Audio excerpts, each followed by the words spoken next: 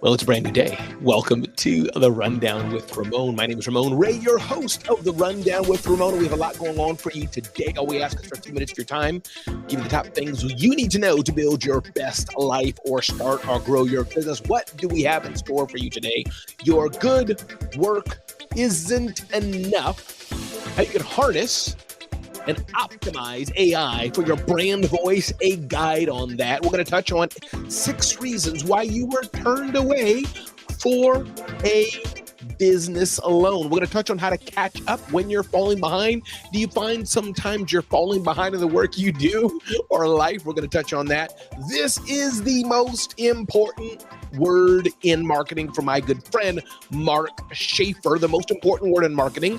We're going to talk about 5 social media hacks for anyone who works for themselves. We're going to touch on 10 best mind mapping apps for small businesses. We're going to ask ourselves the question, and maybe you have the answer ready, is kindness a leadership superpower? Curious to know, what is a Pareto analysis? What is a Pareto analysis? That's going to be interesting. And we'll wrap it up with, I left the corporate world to start a chicken coop business. Here are 3 valuable lessons I learned along the way. Again, if you're just joining, welcome to the Rundown with Ramon. My name is Ramon Ray. Started 5 companies, sold 3 companies, authored 5 books. And I'm excited that you're here today for the Rundown with Ramon. Get to know me better at RamonRay.com. Get to know me better at ZoneOfGenius.com. But for today, for right now, you're here with me, and we got an amazing show for you today. If you're here, feel free to make a comment, make a screenshot of the screen, share it out with somebody else. Let somebody know you're watching the Rundown with Ramon. Hit forward, or whatever you like to do. But let's get with it right now on the Rundown with Ramon. Ding, ding, ding, ding, ding, ding, ding, ding, ding. Coming up first is your good work isn't enough. Don't have a long face. We're going to tell you why, writes Mark Sheff in Brains. You're in the business of building relationships. Start acting like it. What most schools don't tell you when you're becoming a full-time artist or coach is that you're not becoming either of those things. You're becoming a business. And you have to learn those skills as much as any other, and your business runs on relationships. Many people, as an artist or a coach, you may not think about it, but you are in business whether you like it or not. This is the dirty little secret. Oh, I'm just a coach. I'm just an artist. So what this author writes at brains.com is that when I taught business basics to artists, we covered things like forming an LLC, taxes, how to set up your bank accounts and credit cards. So taxes were easy, expense tracking, networking, scheduling, avoiding burnout, and of course, the all-important self-promotion. Self-promotion's important. What's wild about this is that 70% too often don't do this so much. People expect you to share your offers, services, result in amazing deals. But we've all been desensitized by the algorithm, which serves up so many ads. You probably scroll by the ads of dozens and dozens of times. But here's the rub. Here's the dirty little secret. Here's the thing that many people may not like. And good afternoon, good morning, good day. Glad you joined me here on the Rundown with Ramon. Whatever time it is and when you're watching the Rundown with Ramon, is that self-promotion is so important. I talk about this all the time in my own book, Celebrity CEO. Self-promotion is absolutely important. So if you're not self-promoting yourself, nobody else is.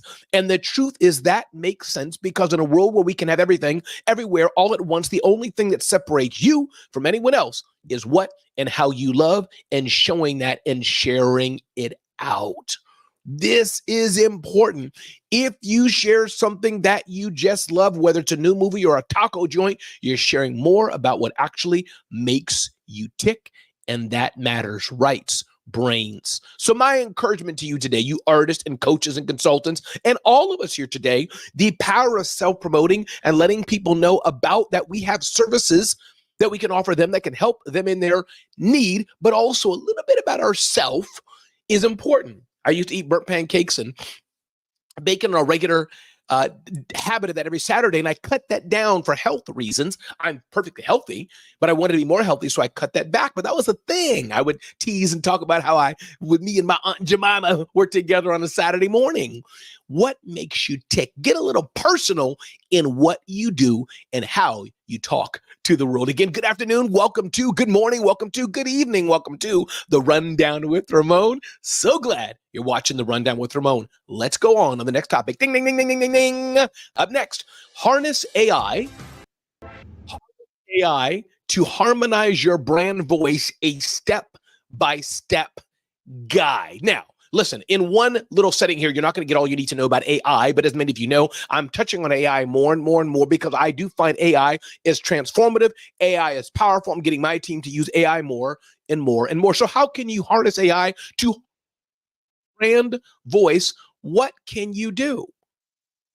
Well, AI's capacity to analyze vast data sets means it can understand your brand's voice across different contexts. By feeding the AI tool to your brand voice guidelines, do's and don'ts, successful content, and more, you allow it to enable content creation that aligns with your brand's voice across the enterprise.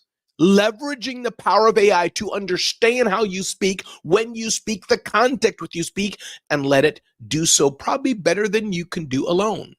The author writes, I asked GPT-4 to develop a brand voice for my gluten-free blog and create a brand voice chart modeled after an example in my earlier article. Here's the prompt. Here's something you can learn. I want you all to pay attention to this. I'm going to read this prompt and see how you can leverage a prompt like this for your business. You are an experienced content marketer with a specialty in branding and creating a consistent brand voice. You've told the AI prompt what to put themselves in the mind of. And you work for, they gave a website article. So now you're training it. You need to define and document your brand voice. Here's the instruction. Define 5 key brand voice attributes, and it goes on. The power of leveraging the power of AI in your business or your personal life is really to say, AI, you're this. AI, here's an example of what I'm looking for. AI, now go forth and do it in this parameter. This is the simple secret of leveraging the power of AI, especially tools like ChatGPT and other text-based tools in your business. This is what it is. If you're not using AI in your business or your personal life, well, guess what, people? You're missing out. If you've just joined, my name is Ramon Ray. This is the Rundown with Ramon. As we keep moving forward, ask for a few minutes of your time to give you the top things you need to know to live your best life or start or grow your business. Let's keep moving forward in the Rundown with Ramon. Ding, ding, ding, ding, ding, ding, ding. 6 reasons you were turned away for a business loan. I know it doesn't sit so well. It sounds slimy, swarmy, doesn't sound so good to be told no. But here's a few reasons, maybe, and thank you for that heart of affirmation. Here's a few reasons why maybe you were turned down for a business loan. 1, writes our friends at allbusiness.com, your credit score, how do we say this in French, was bad. Bad credit scores will make it very difficult for you to get a business loan. Number 2, cash flow. Your cash flow was, how do we say that in French? Negative. So that's one reason your cash flow is not good. Heather Younger's here. Good to see you, Heather. Love that picture of you. Thanks for being here, Heather, on the Rundown with Ramon. Number 3, the age of business. Maybe you just started your business like yesterday. Well, they may not want to give your business a loan. If your business just started, tax liens. Do you have tax liens against your business? Unfiled tax returns. Have you not filed your tax returns? Do you have too much debt? These are some reasons why you may not, hey, Kim, glad you're here, why you may not have been given a business loan.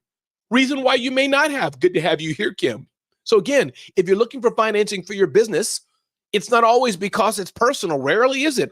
Oftentimes it's because you just didn't do the right things. And thank you for that encouragement, Heather. Glad you're enjoying the Rundown with Ramon. So let's move forward in the Rundown with Ramon. Again, all we ask on this show is a few minutes of your time to give you the top things you need to know to live your best life or start or grow your business. Ding, ding, ding, ding, ding. How to catch up when you're falling behind. This insight comes from my friend Jason Pfeiffer, who's executive editor of Entrepreneur.com, and he always gives amazing and powerful advice.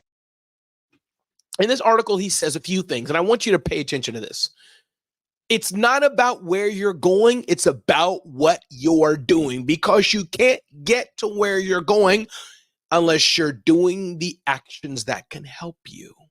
Jason writes, do you ever feel left behind as others zoom ahead A reader recently emailed me about this. They wrote, I work hard, but I see friends and colleagues sometimes advance faster than me. It's frustrating and demoralizing, but I'm not sure what to do about it. I have no answer to this, but it may sound counterintuitive. If you want to get ahead, there's nothing wrong with staying in place so long as you're growing in place too.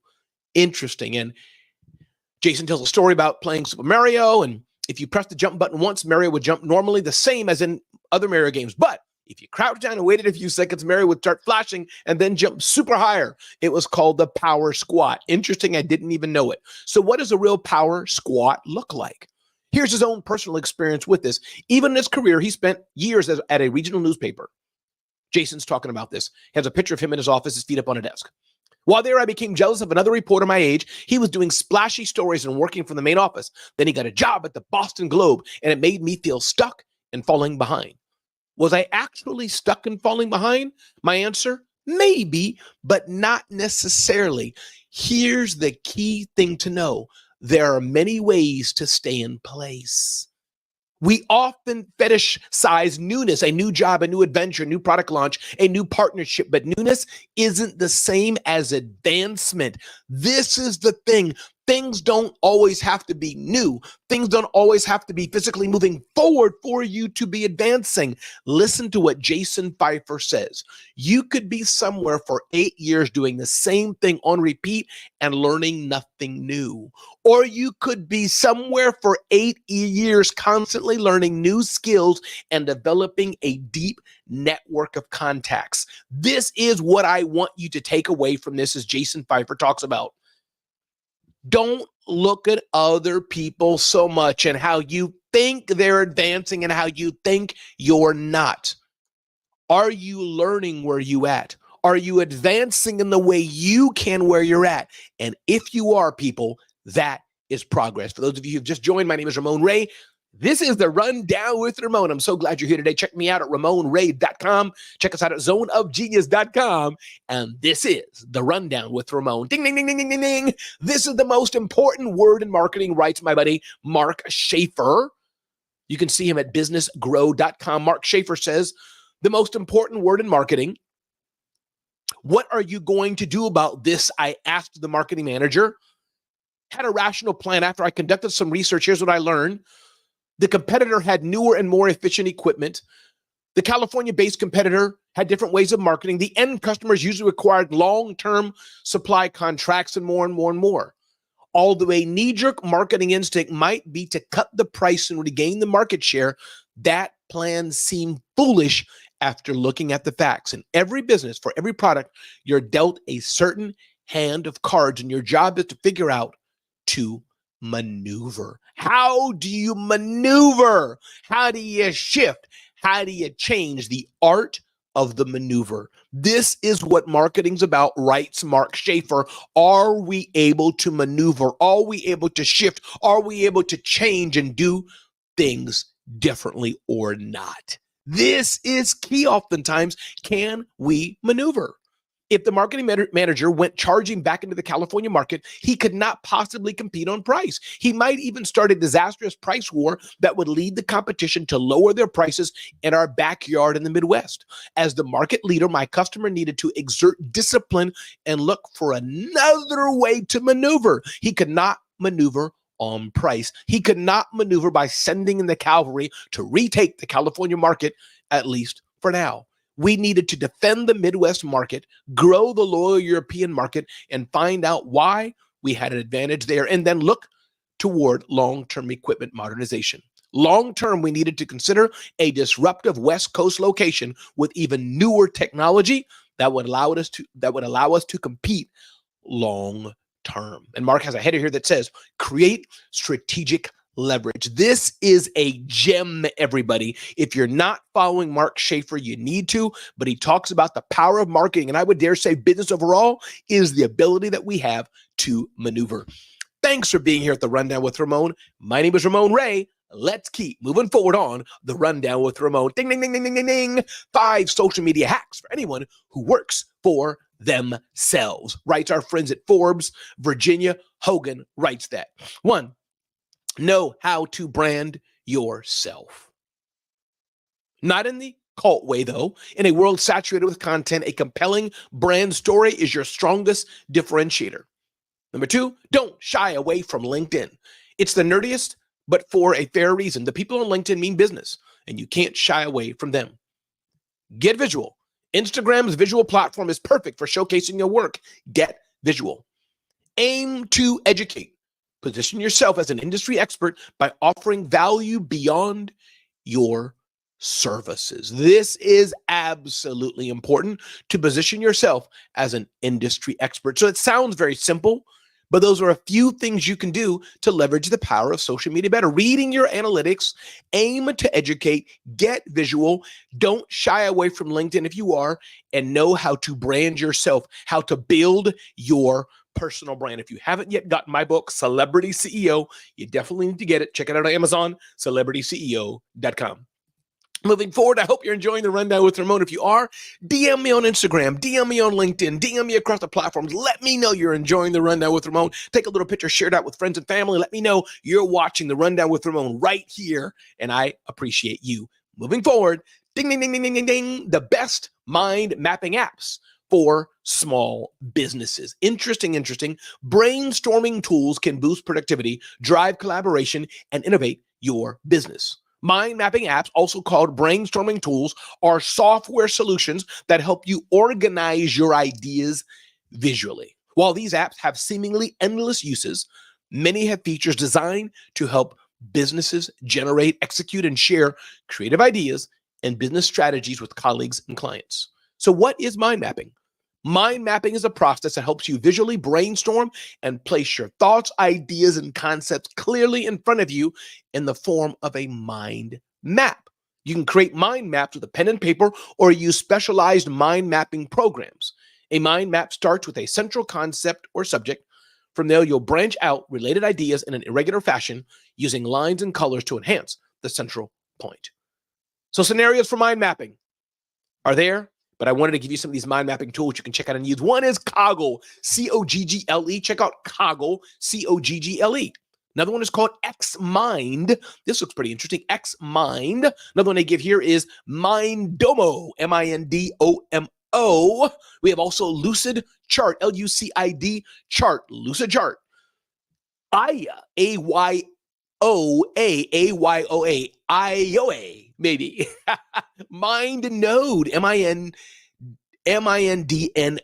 Bottom line with these kind of tools, ladies and gentlemen, I don't think it matters which tool you use. Some tools are better at mind mapping, but you could use a simple notebook. You could use a simple Google Docs or a Zoho Writer or whatever you want. The key is to get the things from your brain and to make it a logical way so that you can share it with others and have your team and you use them in different ways. Welcome to the Rundown with Ramon.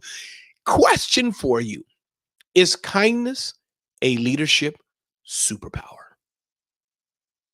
I think it is. The Financial Times asked this question. Deploying kindness at work gets a bad rap, but it can be an effective tactic, and it's not the same as being nice. Nice, I think, in my opinion, is that person who's more of a pushover. They know the problem and they keep keeping it on over and over and over and over and over again. But I think when I think about being kind, you can be kind and fire somebody. You can be kind and tell them they're not the right person for the position. You can be kind and be empathetic to somebody, but you don't have to be a pushover or what may be the word nice, what people may think about. So think about that today. The next time people tell you stop being kind as a leader, well, I think leadership takes a lot of different things: decisiveness, making decisions, having a broad range of knowledge, being empathetic, building a team. But I think some of the best leaders as well can be kind. So is kindness a leadership superpower? Yeah, I think it surely is. Ding, ding, ding, ding, ding. What is a Pareto analysis? This is interesting, this aspect of a Pareto analysis. A Pareto analysis, also known as the 80-20 rule, is useful when many decisions need to be made. A Pareto analysis, or the Pareto principle, also known as the 80-20 rule, because it is based on the idea that 80% of a project's benefit can come from doing 20% of the work. The technique is named after Italian economist Vilfredo Pareto, who observed in 1895 that 80% of Italy's wealth belonged to only 20% of the population. And that probably goes now, depending on what segment of the world you're in, it could be even greater. So how do you conduct a Pareto analysis? There are several ways. One, identify what the problem is. Number two, determine the root cause of the problem. Score the problem so you can prioritize the level of problems that are really being faced.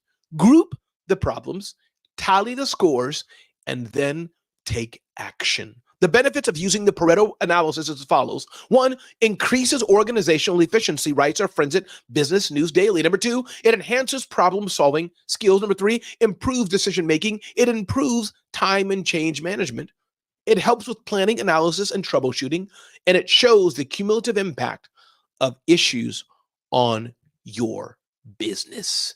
This is an aspect that is very, very important as we're thinking of moving along in business and doing better to analyze what the problem is. One more tip to go as we get ready to land the plane in the Rundown with Ramon. Ding, ding, ding, ding, ding. I left the corporate world to start a chicken coop business.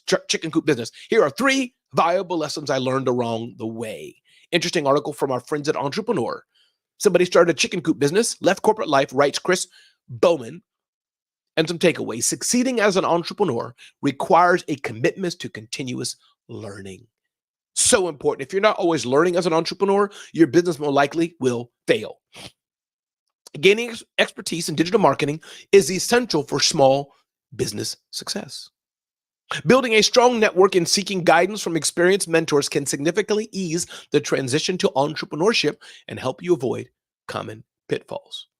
While it comes with its own set of challenges, entrepreneurship offers a unique freedom that allows for a better work-life balance and the pursuit of personal passions. A lot of things this person learned. You can just go to entrepreneur.com and probably look up chicken coop and see what that is, what they had to go through to build a successful chicken coop business. Listen, everybody, my name is Ramon Ray, and I wanted to share a quick story with you about taking risk. I shared this before about how I used a chicken in my own business, and I think you'll appreciate this right now. Check this out, and then we'll close the Rundown with Ramon. Check this little story out. See this rubber ducky here?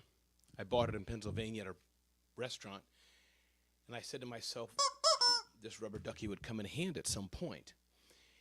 Didn't know exactly how, didn't know how to use it, but I just did an event at Traffic Sales and Profit, my mentor and coach's event, Lamar Tyler, Traffic Sales and Profit.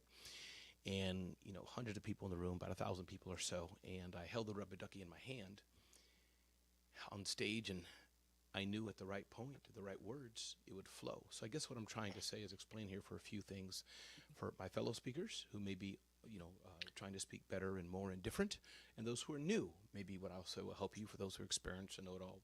You can just stop the video right now and don't even worry about this. You can teach me. But I think one is risk. We have to be able to take risk at some point and be careful, because you could take a risk and fail horribly wrong. Client never hires you again. So be careful. So sometimes taking a risk doesn't mean being foolish about it, like risk like you don't know what you're doing, but risk meaning like you kind of know what you're doing, and you'll see how it goes. A good chef who adds a little bit of this, the food's not going to taste bad at all. It'll probably taste good, but it depends on how good it'll taste. So I think that's one, being able to do. So listen, I'm going to stop that there. I've shared this story before on the Rundown with Ramon, and I'll probably share it again because I think it's a good reminder how I used a rubber chicken for the first time and I took a risk. And that's what I want to bring you today and end on that today. Listen, you don't know what is ahead of you today. You don't know, but I encourage you today, go make a difference in the world.